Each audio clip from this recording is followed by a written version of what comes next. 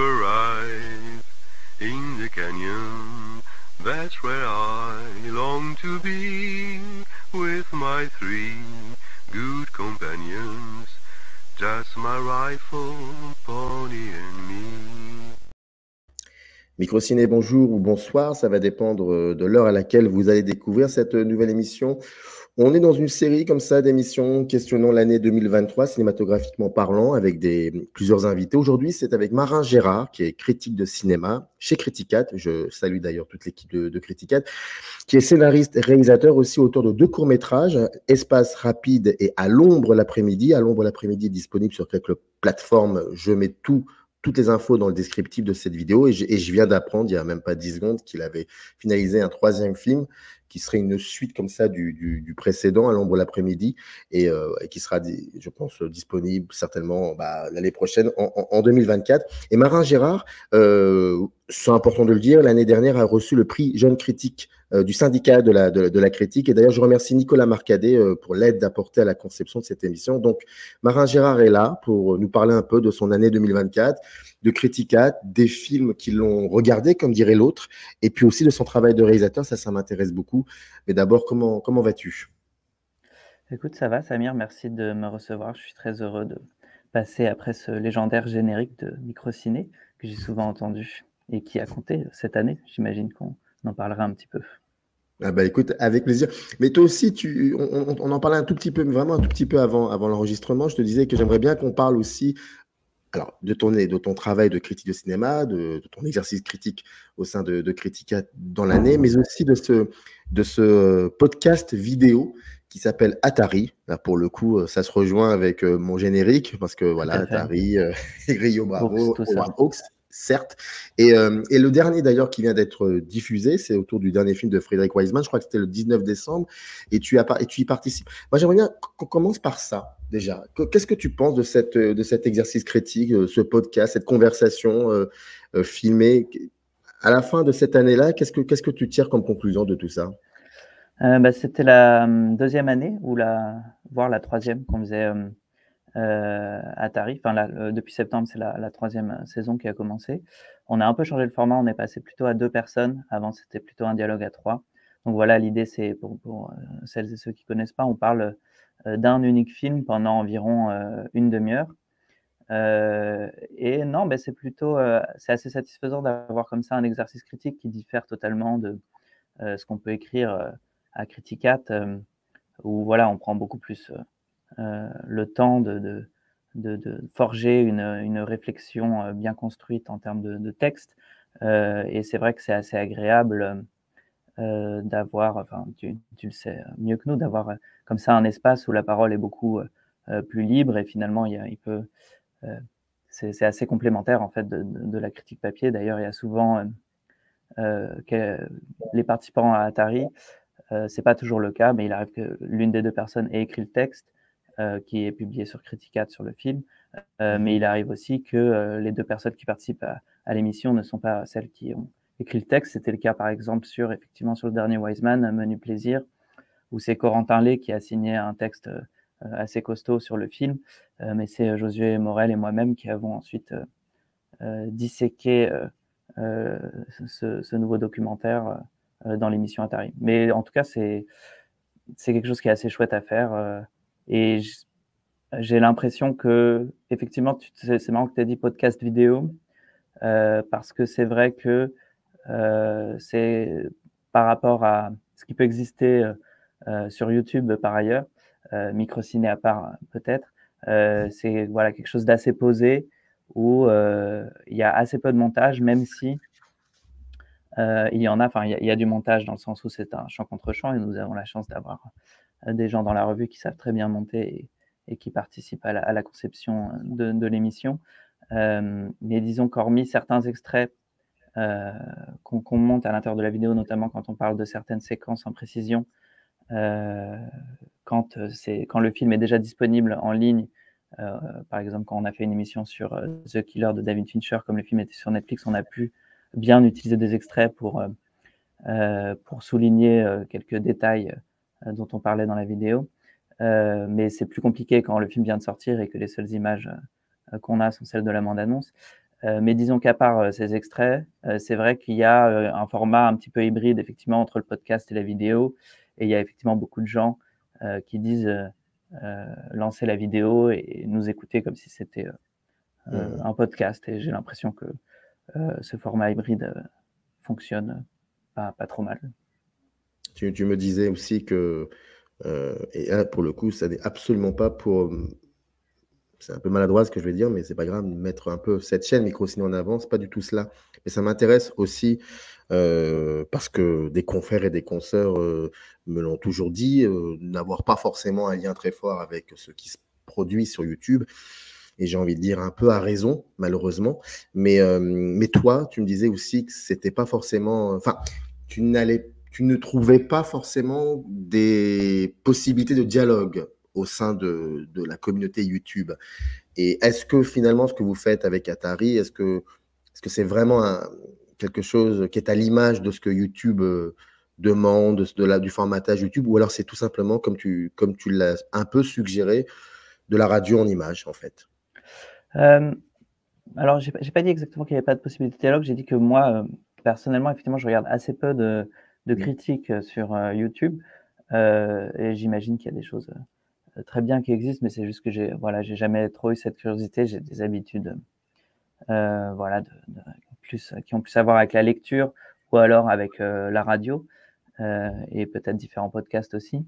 Mais en tout cas, il y a quand même cette idée que on est sur YouTube parce qu'on n'ignore pas aujourd'hui que la critique est en mutation et que YouTube, en tout cas, est quelque chose, un espace très intéressant à investir, notamment pour peut-être qu'il y a certaines personnes qui vont plus nous regarder sur YouTube que pour nous lire. Et on imagine en tout cas que parmi les vues qu'on fait sur YouTube, ce ne sont pas forcément des lecteurs de Criticat, et ça nous intéresse beaucoup de pouvoir rencontrer un nouveau public aussi sur YouTube grâce aux mystérieux algorithmes qui parfois nous fait apparaître dans les recherches de certaines personnes qui n'auraient pas forcément entendu parler de Criticat.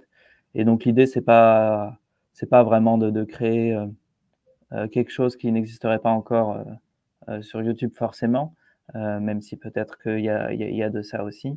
Mais aussi voilà, d'investir un peu ce nouvel espace et de voir comment on peut rapatrier quelques âmes cinéphiles esselées sur le net. Est-ce que l'année 2023, et là j'en appelle aux critiques de cinéma par le biais du travail littéraire, est-ce que on dit souvent quand on voit des films qui fonctionnent en nous, ça stimule, et ça stimule aussi l'envie d'écrire. Est-ce qu'il y a eu comme ça, est-ce que cette année a été une année pour toi très stimulante dans ton rapport à l'écriture? Ouais, plutôt, il y a eu quelques films sur lesquels il a été très excitant d'écrire. Moi, c'est vrai que cette année aussi, pour la première fois, j'ai fait 2 festivals avec Criticat. C'est-à-dire qu'on a couvert la Berlinale, où il se trouve que par hasard, il y avait 2 rédacteurs de Criticat qui habitaient Berlin cette année. Et donc, on s'est dit que ce serait l'occasion de vraiment couvrir le festival plutôt que, voilà, il est arrivé qu'il y ait des comptes rendus de la Berlinale, mais sous forme d'un seul article. Et là, on s'est dit qu'on allait faire, comme ce qu'on fait pendant le festival de Cannes, un mini-site où on publierait des critiques de façon un peu intense, avec un petit groupe voilà, on était 4 rédacteurs là-bas. Et Cannes aussi. Et c'est vrai que moi, j'aime bien ces périodes d'écriture critique un peu intense, où on écrit à peu près un texte par jour. Et en fait, on vit dans une forme d'argumentation critique perpétuelle où on a des conversations parallèles sur les différents films que voit chacun. Et là, je crois que pendant le Festival de Cannes, il y a un vrai plaisir à effectivement, parfois, il va y avoir des films qui ne vont pas être forcément très inspirants, mais sur lesquels on va quand même écrire. Et quand on rencontre comme ça un film et c'est pas nécessairement pour en dire du bien, hein, mais quand il y a quelque chose qui se passe d'un point de vue du regard, ça donne très envie d'écrire, et c'est assez excitant. Là, ça m'est arrivé cette année sur le Nanni Moretti, par exemple, qui est un film que j'adore. mais qui m'a quand même un peu bouleversé et j'ai pris vraiment énormément de plaisir à écrire dessus. Ça m'est arrivé pour le Victor Héritier, Fermer les yeux. Donc j'étais le seul en plus de la revue à l'avoir vu. Je me souviens, il est passé un lundi soir assez tard et le film durait 2h50.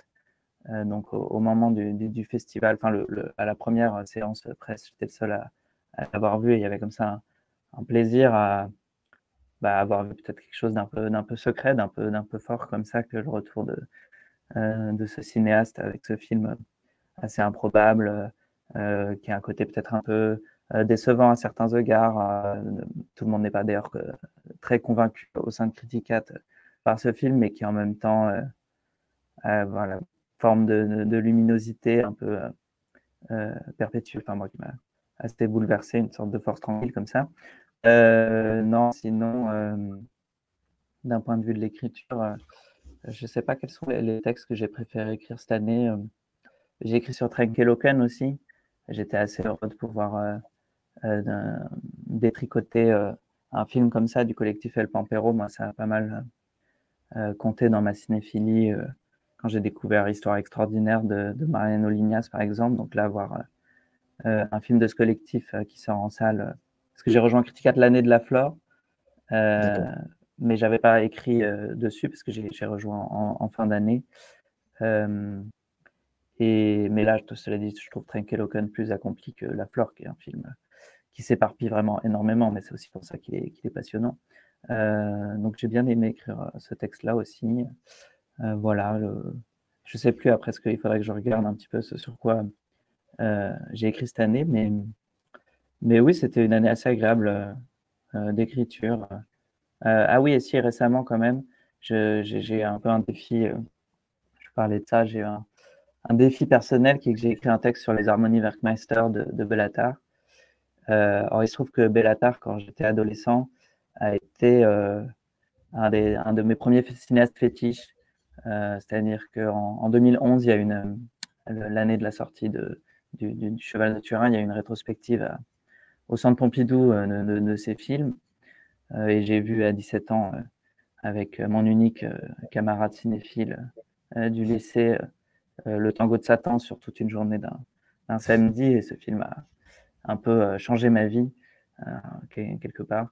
Et donc là, même si voilà, j'ai moins été proche de ce cinéma-là ces dernières années, m'atteler, disons, à écrire sur les harmonies avec Master, qui est un de mes Bellatar préférés, était un grand plaisir. Et c'était pas évident non plus, parce que ça, voilà, j'ai pas l'habitude de m'attaquer, disons, à ce type de film. Est-ce que je pense que c'est tous les 6 mois à peu près, d'ailleurs même chez Criticat, vous avez fait un dossier assez important et intéressant. Et puis toi, tu as l'année dernière reçu le prix de la jeune critique. Est-ce que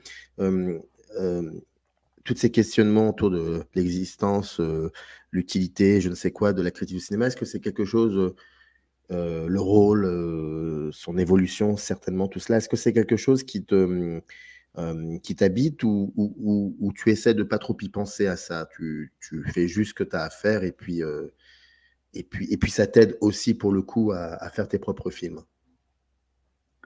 Alors attends, il y a plusieurs choses dans ta J'ai question. Tu veux l'habitude. dire, est-ce que je réfléchis beaucoup au rôle de la critique aujourd'hui? C'est ça, Oui. ça, il y a une question un peu comme ça. Oui, c'est vrai qu'on avait fait ce format. Enfin, Josué Morel et Mao Tebo avaient fait une série d'entretiens avec des critiques pour faire un peu un point sur la critique de cinéma aujourd'hui. D'ailleurs, tu avais été l'un des invités, Samir.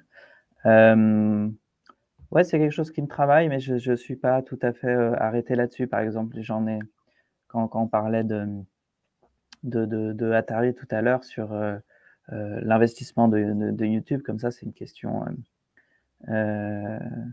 qui est compliquée, effectivement. Après, c'est-à-dire que ce soit pour les films que je fais ou pour les critiques que j'écris, j'essaie simplement de réfléchir à qu'est-ce que j'aimerais lire sur ce film, ou quand je fais des films, qu'est-ce que j'aimerais voir comme film. Alors, il se trouve que la critique, moi, a toujours assez compté dans ma vie, c'est-à-dire après un film, lire une critique peut parfois continuer l'émotion du film ou même parfois l'augmenter. Enfin, il y a une espèce de plaisir complémentaire et parfois même le plaisir de la critique est aussi fort, voire plus fort que le film.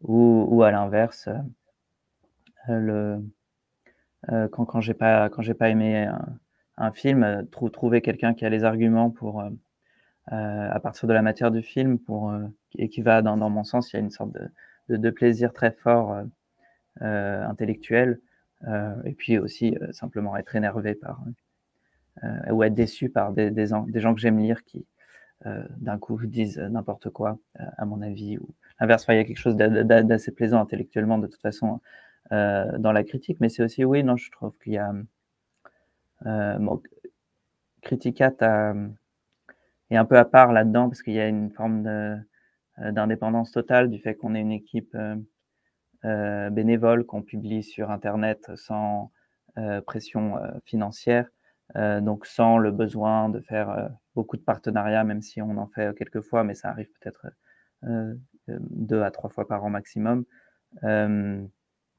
On sent un petit peu du fait que, comment dire, la salle de cinéma ne va pas forcément extrêmement bien. Enfin, c'est un peu, ça va en vérité pas si mal si on regarde l'année qui vient de s'écouler. Mais disons que voilà, il y a les signaux de la culture sont toujours un peu à la baisse, et donc il y aurait peut-être cette idée un peu pernicieuse que la critique du cinéma ferait parfois un peu du mal au film.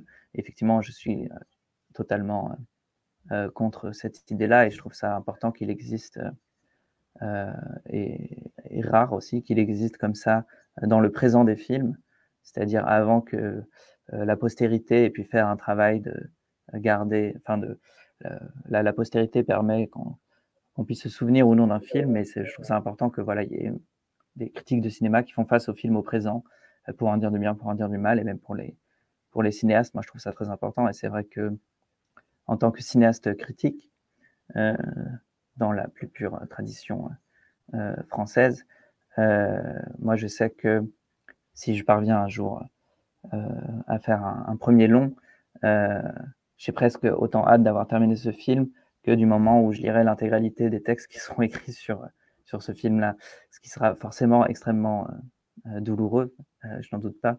Mais voilà, ce dialogue-là un peu secret avec les cinéastes, parce que je sais qu'ils nous lisent en fait, pour moi extrêmement important.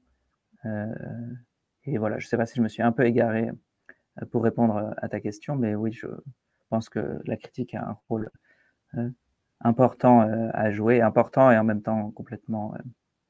Enfin, c'est peut-être cette ambivalence, effectivement, une forme d'inutilité absolue de la critique et en même temps d'importance comme ça, un peu, je sais pas comment dire, j'allais dire divine, mais je pars un peu en couille si je dis divine, donc je vais pas dire ça, mais il y a quelque chose, il y a un peu un secret de la critique de cinéma, quoi. Et avant de parler des films importants pour cette année, enfin te concernant, j'évoquais au début de l'émission les 2 films que tu as réalisés, que je n'ai pas vus malheureusement. Ouais. Ce sera pour une autre fois, je l'espère, assez rapidement. Mais cette année-là, tu en as fait un 3e. Et ça m'intéresserait de savoir un peu, est-ce que ça a toujours été évident pour toi de fabriquer tes propres images ou c'est venu progressivement en parallèle de ton exercice, de ton travail critique? En fait, j'ai rejoint Criticat en 2019 et j'étais déjà dans une école de cinéma où j'étudiais le scénario, dont je suis sorti en 2020. Donc j'avais pas encore fait de film en 2019. Enfin si, cela dit, j'ai tourné en 2019, mais j'avais pas terminé le film encore, donc en fait, c'est assez parallèle. Mais j'écrivais d'abord adolescent pour moi et pour mes amis, disons. Mais effectivement, non, je me suis jamais trop posé de questions. Pour moi, c'est, disons, 2 manières différentes de travailler une même matière que serait le cinéma, mais c'est pas, c'est assez complémentaire d'une certaine manière. C'est-à-dire que peut-être que parfois, quand j'écris un texte, sur certains films, en tout cas qui sont peut-être proches de ce que je pourrais essayer de faire. Je vais réfléchir un petit peu en cinéaste.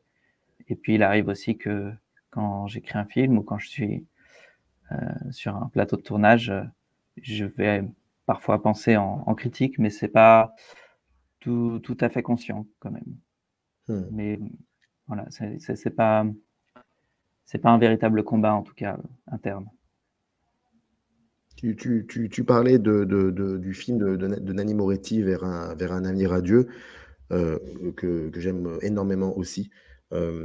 J'ai entendu beaucoup de personnes ici, là, autour de moi, de ma génération, donc, c'est-à-dire entre 40 et 50 ans, un peu plus vers 50 que vers 40 d'ailleurs, qui ont été accompagnés par les films de Nanni Moretti, et dont la plupart, surtout, ont découvert Moretti dans les années 90 avec Journal intime, alors qu'il avait fait d'autres avant, mais ça, on les avait découverts après.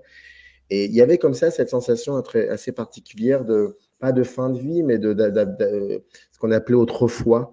Et dans ma bouche, c'est pas forcément un reproche. C'est un compliment très paradoxal, certes, mais c'est un compliment. C'est ce qu'on appelait les films de vieux, et qui sont, enfin, et il y avait de cette sensation-là. Et moi, quand je l'avais découvert, ce film, qui a fonctionné tout de suite, hein, je veux dire, j'ai pas pris le temps de le revoir. Mais en même temps, bizarrement, alors question qui n'était pas du tout prévue, certes, mais j'avais cette sensation un peu, une idée très très désuète, hein, que nous avons, je pense que chaque génération de critiques a un moment dans sa vie, se dire, mais ce film-là, en même temps, en le voyant, on sent que il n'est plus, il n'épouse plus ce qu'on a l'habitude de voir dans le cinéma d'aujourd'hui, dans la manière de raconter l'histoire, dans le découpage, dans sa construction, dans son impertinence aussi. Par exemple, je pense à cette séquence qui commence dans une voiture, où il va commencer son premier jour de tournage, et puis il décide de mettre une chanson pour se préparer, et puis il chante très faussement, et en même temps c'est très beau, et puis après on arrive d'un seul coup sur le tournage et tout le monde chante, et puis ça se termine sur Moretti, pratiquement les yeux embués de larmes, qui dit juste moteur, et qui quitte le chant. Moi à ce moment-là, bon, je suis plus que bouleversé, et en même temps je me dis, est-ce que ça va résister? Et donc ma question est très désuète, hein, je peut-être, mais le fait que je me la suis posée, j'ai envie de la partager aussi. Est-ce que ça va rester? Est-ce que ça peut rester, ça? Et je te dis ça parce que je vois aussi enfin, je vois, et puis on va en parler tout de suite, là, ton top 10, il y a comme ça 2-3 films où je me suis posé aussi cette question, par exemple, Victor Erice. Je me dis, est-ce que ça peut tenir? Est-ce que ça peut tenir? Il y a cette idée, effectivement, que les vieux cinéastes n'ont plus grand-chose à prouver, donc ils se permettent comme ça des écarts qui peuvent être bouleversants, justement parce qu'on connaît ces cinéastes-là. Donc c'est une forme d'accomplissement ultime, en fait, de la politique des auteurs, et qui fait que, voilà, chez les cinéphiles, il y a un peu cette tendance que je partage parfois, d'admirer certaines dernières périodes de cinéastes qui sont pourtant conspués par le public en général, que je pense au dernier Hitchcock, enfin, que ce soit Topaz ou Marnie, qui sont des films très critiqués, alors que voilà, je connais beaucoup de critiques, et j'en fais partie, qui sont vraiment passionnés par ces films-là, par les derniers Ford aussi. Et là, c'est vrai que c'est souvent le cas, mais cette année, voilà, a été assez dominée par des cinéastes âgés. Mais est-ce que ça va disparaître? Tu veux dire l'espèce de le côté complètement ingénu du vieux cinéaste qui se permet d'exister en dehors des clous? Écoute, je ne m'en rends pas trop compte. J'essaye de penser au présent. Moi, c'est vrai que je suis parfois inquiet de voir que quand je fais la liste des films que j'attends le plus ou des films que j'ai préférés, ils ont souvent été réalisés par des cinéastes qui ont plus de 70 ans, voire de 80 ans pour certains. Et c'est vrai que l'année prochaine, il n'y a rien que j'attends plus sans doute que le Mégalopolis de Coppola. Mais bon, il y a chaque cinéaste en train de... Francis Pardon Ford. Francis Ford, voilà. Alors, c'est évident, certes, mais je peux t'assurer qu'il est probable qu'il y ait certaines personnes qui penseront à Sofia, par exemple. J'en suis sûr et certain. Pardon. Oui, le Mégalopolis. Non, ne t'excuse pas. Non, ça fait partie de la continuité de ma question. Tu vois ce que je veux dire? Non, il faut bien préciser Francis Ford, même si c'est horrible, mais c'est comme ça. Qui, depuis 20 ans, est déjà dans une forme de dernière période que je trouve vraiment passionnante, mais qui a beaucoup de détracteurs, que ce soit pour des films comme Twixt ou L'Homme sans âge, qui sont des films que nous aimons beaucoup à Criticat, pour la plupart des rédacteurs. Non, je vais détourner ta question un petit peu parce que c'est peut-être... je ne pense pas avoir de réponse définitive, mais comme tu évoquais quelque chose une séquence précise qui te touchait dans le film, tu l'as très bien évoqué d'ailleurs, j'ai envie d'en évoquer une autre. Moi, c'est vrai que le film m'a emporté le morceau plutôt dans son dernier mouvement.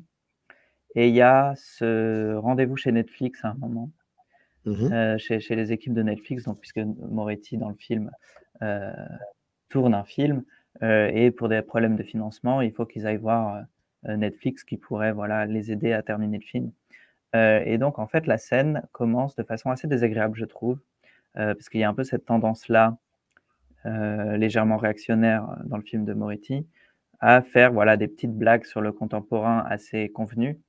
Donc, évidemment, les gens de chez Netflix vont ne parler que d'algorithmes et dire des choses complètement hors sol qui n'ont rien à voir avec le cinéma.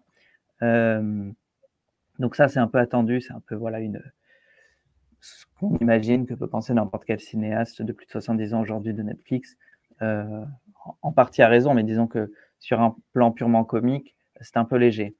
Et puis là, d'un coup, dans la séquence, donc il y a les gens de chez Netflix qui demandent à Moretti, mais en fait, ça manque un peu... non, il y a ce truc, ça manque d'un moment what the fuck qui est assez drôle, mais il y a ensuite quelqu'un de chez Netflix qui dit que les personnages n'évoluent pas assez, ne changent pas assez, il n'y a pas de trajet du personnage. Et là, Moretti répond, mais en fait, dans la vie, les gens ne changent jamais vraiment. Et là, j'ai vraiment été bouleversé par cette petite réplique qui, d'un coup, émergeait justement de quelque chose d'un peu impur qui serait une parodie d'un rendez-vous avec Netflix dans un bureau moche. D'ailleurs, le film a tout comme ça une espèce de photographie grisâtre que je trouve absolument pas possible. Et d'un coup, il va y avoir une forme de vérité un peu supérieure, un peu naïve comme ça, qui va totalement me bouleverser. Et je trouve le film est passionnant pour ça, parce que justement, il alterne entre des moments où la vieillesse de Moretti a quelque chose d'un peu triste, comme dans cette reprise de Journal intime en trottinette électrique avec Mathieu Amalric, que j'aime beaucoup, mais qui fait un peu n'importe quoi dans ce film-là, je trouve, qui cabotine comme rarement auparavant.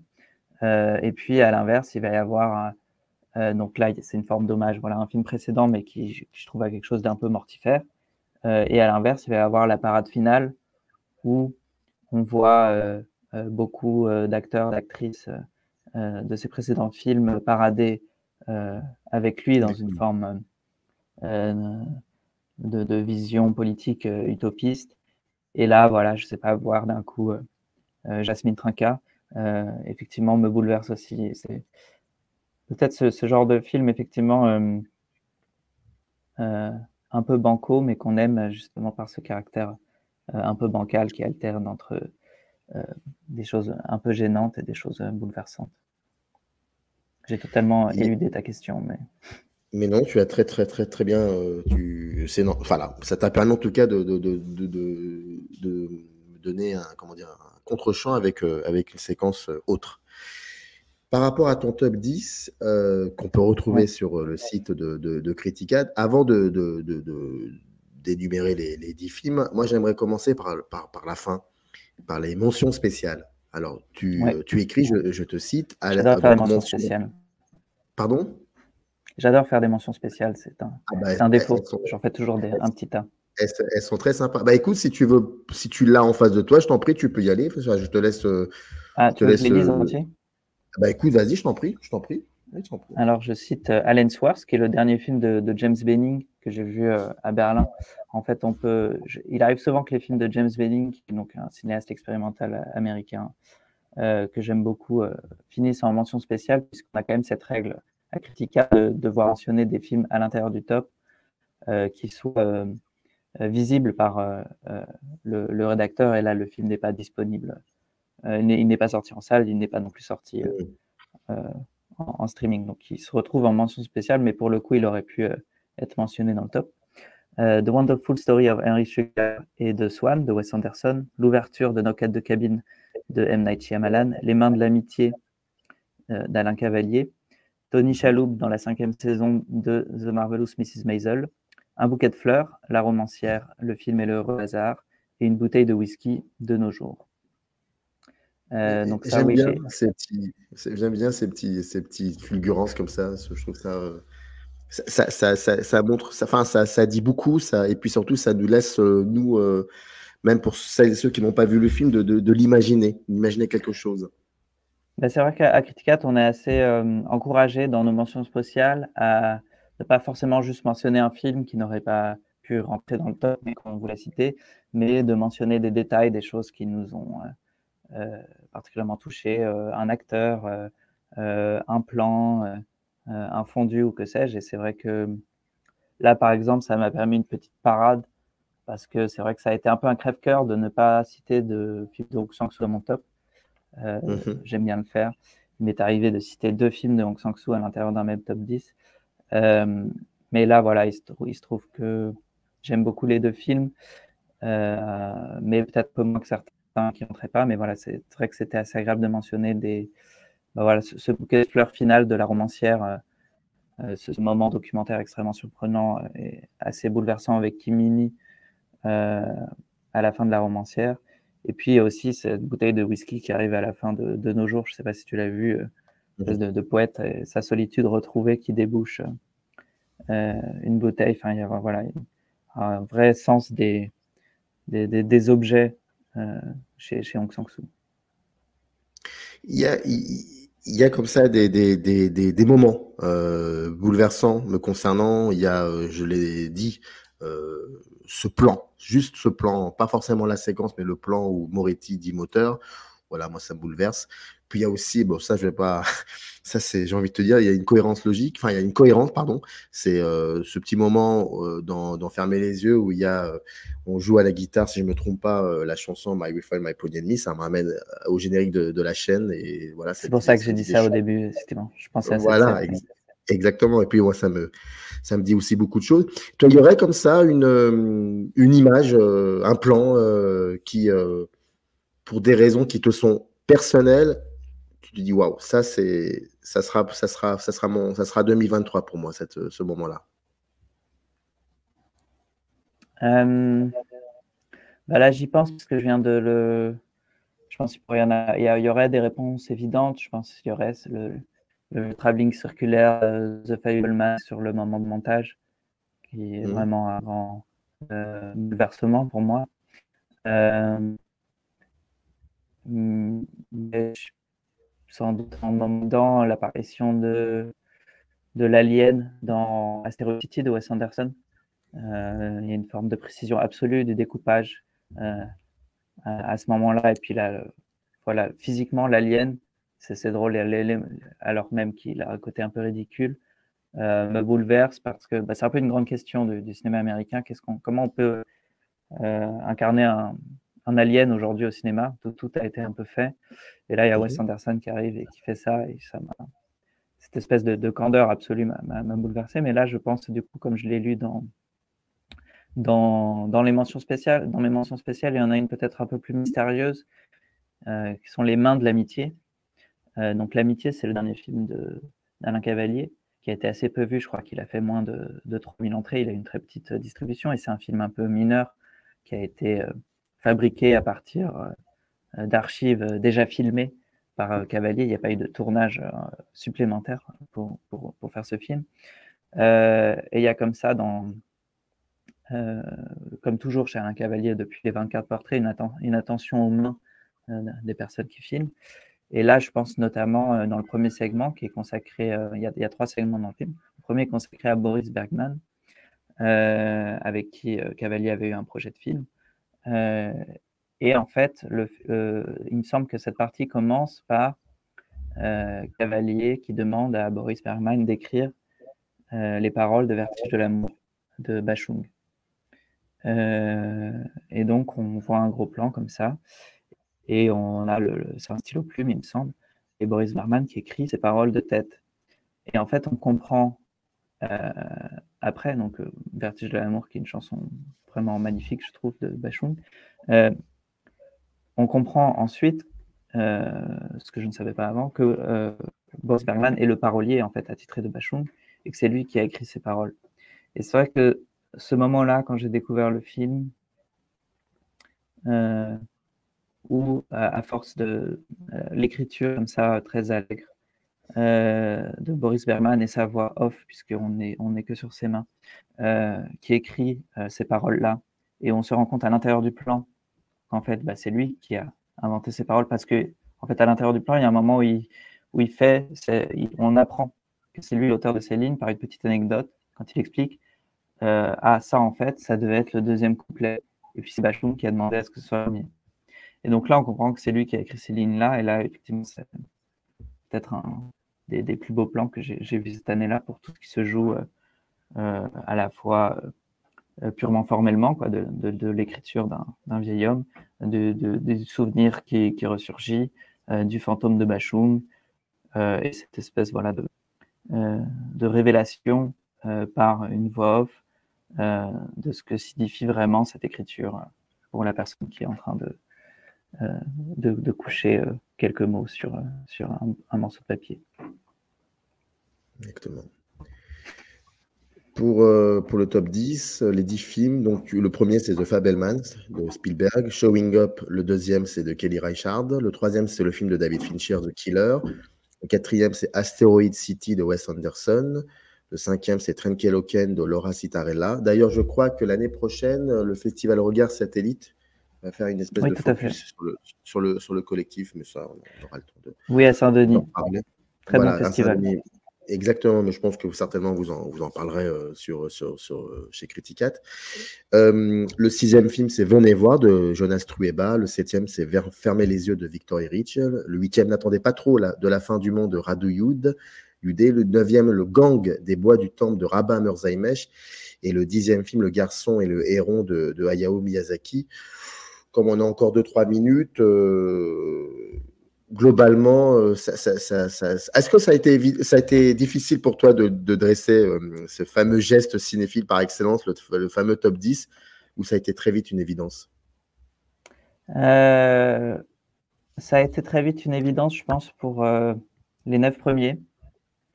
Il se trouve que cette année, d'habitude, je fais de mon côté une forme de classement évolutif tout au long de l'année, ce qui fait qu'arrivé à la fin de l'année, mon top 10 est tout prêt. Et là, cette année, je me suis dit que je préférais justement attendre décembre pour revoir pour voir ce qui est resté vraiment et faire ce classement. Et c'est vrai, donc, ça allait assez vite. Il se trouve que The Fabelmans, pour moi, est peut-être le film le plus important des années 2020 pour l'instant, avec Memoria de Apichatpong Weerasethakul. Moi, j'aime, c'est le cas de beaucoup de personnes chez Criticat, mais j'aime beaucoup Spielberg et j'aime beaucoup principalement le Spielberg du XXIe siècle.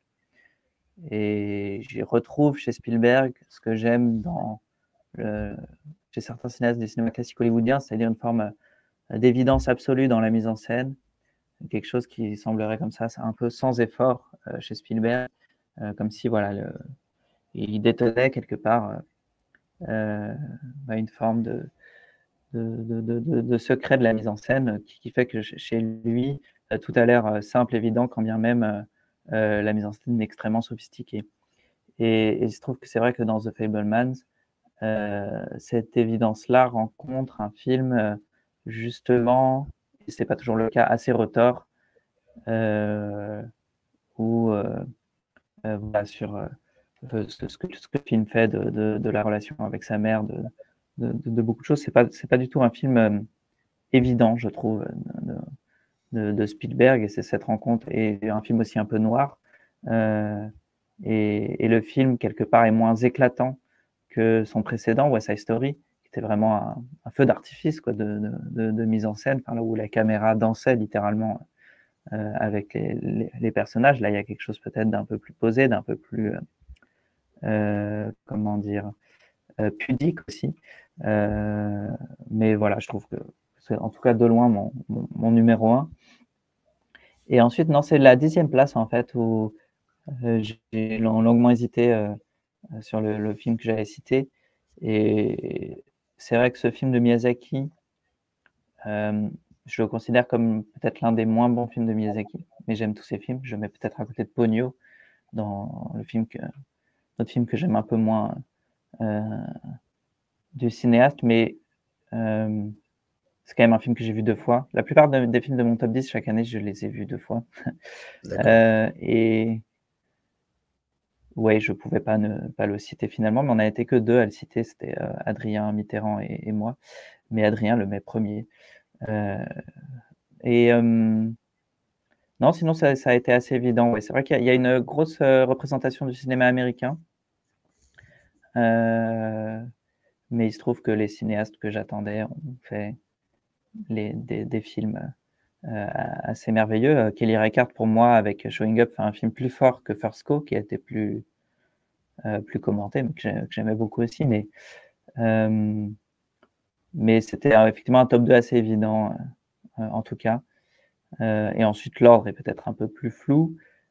Et c'est vrai que c'était une très belle année Enfin, je trouve qu'il y a eu beaucoup de films français intéressants, ce qui n'est pas le cas chaque année. Mais finalement, à cause de peut-être tous ces grands films et ces retours de vieux cinéastes aussi, j'ai pu en citer qu'un, qui est donc Le Gang des Bois du Temple de Rabah Mirzaïmech, que j'ai vu à Berlin et qui était en fait assez étonnamment le premier film que je voyais de lui. C'est un cinéaste que je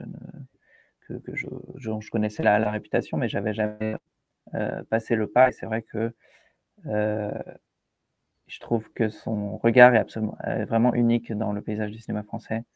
Et cette espèce de film noir à la manchette, extrêmement doux, me semble être le film français le plus beau cette année. Voilà. Bah, quand tu vas découvrir ses précédents films, je sens que ça va être... J'ai vu juste Wesh Wesh, qu'est-ce qui se passe depuis. Mais j'ai hâte de voir le suite. C'est très, très bon film, Wesh Wesh. C'est marrant que tu aies vu Wesh Wesh et puis qu'il y a le... Oui, c'est ça. Bref. Les 2 films de banlieue, ouais.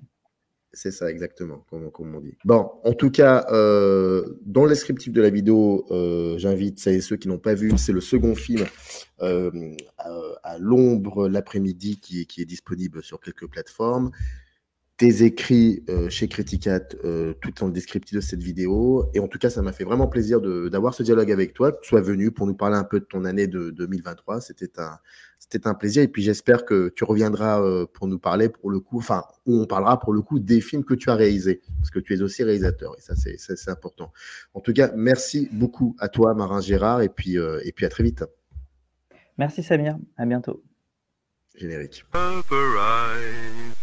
In the canyon, that's where I long to be, with my 3 good companions.